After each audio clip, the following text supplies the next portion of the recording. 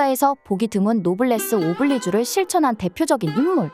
왕세자의 신분으로 전국을 돌며 적과 싸우고 백성들과 관군을 독려하는 등의 활약을 한 오늘의 임진 인물사전 광해군입니다.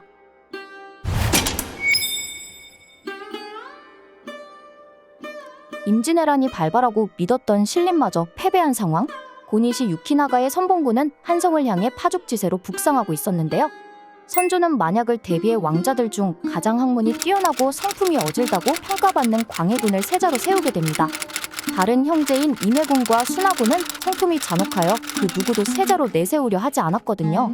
조선 후기 야사를 모아 기록한 연려실기술에서는 광해군이 선조의 눈에 들게 된 상황을 이렇게 묘사하고 있는데요.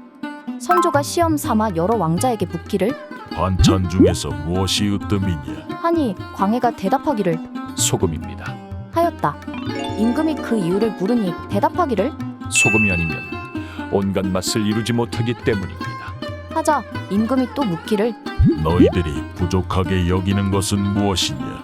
하니 광해가 말하기를 모친이 일찍 돌아가신 것을 마음 아프게 생각합니다. 하니 임금이 그 대답을 기특하게 여겼다. 광해가 세자가 된 것은 순전히 이 말에 힘입었다고 합니다. 하지만 급하게 책봉된 세자의 자리는 마냥 편하지만은 않았는데요. 선조와 함께 다급한 피랑길을 떠나왔기에 식량 사정이 여의치 않아 맨밥으로 끼니를 때우며 분리된 조정을 맡아야 했고 일본군 주둔지 근처였던 강원도와 경기도를 누비며 노숙을 하기도 했습니다. 그러나 왕이 피란을 떠나 왕실의 권위가 추락한 상황에서 광해군의 활약은 조정의 영향력이 건재함을 보여줄 수 있었고 이는 백성들이 다시 결집할 수 있는 계기가 되기도 했어요. 그의 활약에도 불구하고 광해군은 명나라에게 세자로서 인정받지 못하는데요. 아마도 적장자가 아닌 서자를 태자로 세우려던 만력제와 이를 반대하는 명나라 신하들의 갈등에서 비롯된 것이 아닐까 싶습니다. 광해군을 세자로 인정하면 만력제의 태자 책봉을 인정해야 하니까요. 이후 만력제는 광해군에게 전라도와 경상도 지방의 군무를 담당하라는 칙서를 내리며 부왕의 시패를 만회하라. 라고 하자 이를 본 선조가 광해군을 대놓고 질시하기 시작해요. 임난이 끝난 후 선조는 광해군보다 9살 연하인 임모광우와 혼인하며 적자인 영창대군을 낳게 되는데 광해군의 입지는 이 시점부터 더욱 불안하게 됩니다. 광해군이 즉위하자 광해군을 지지하는 대북 일파는 영창대군을 왕으로 세우려는 자들이 있다고 주장하며 영창대군을 죽일 것을 주장합니다. 광해군은 영창대군을 강화도로 유배보냈고 그곳에서 강화부사 정왕이 갇혀있던 방의 온도를 뜨겁게 달궈 영창대군은 쪄 죽게 됩니다. 당시 병사로 주장했으나 인조즉위 이후 광해군의 의도적인 살인으로 결론나게 되어 불안한 즉위 과정에 시달린 탓인지 광해군은 위신을 신봉했는데요. 점쟁이를 곁에 두고 빌과 흉을 점치게 했는데 흉이 나오면 예정된 업무를 실행하지 않았다고 전해집니다.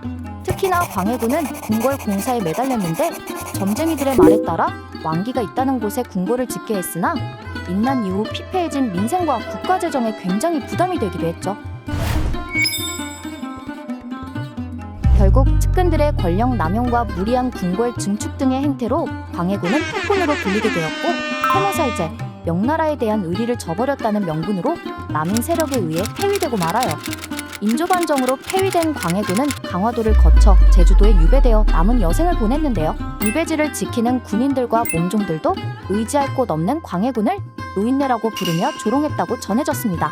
반정 세력의 명분으로 죽지 않고 한평생을 갇혀 지냈는데 이 과정에서 함께 유배되었던 폐세자와 폐세자비는 탈출하다 들켜 자결.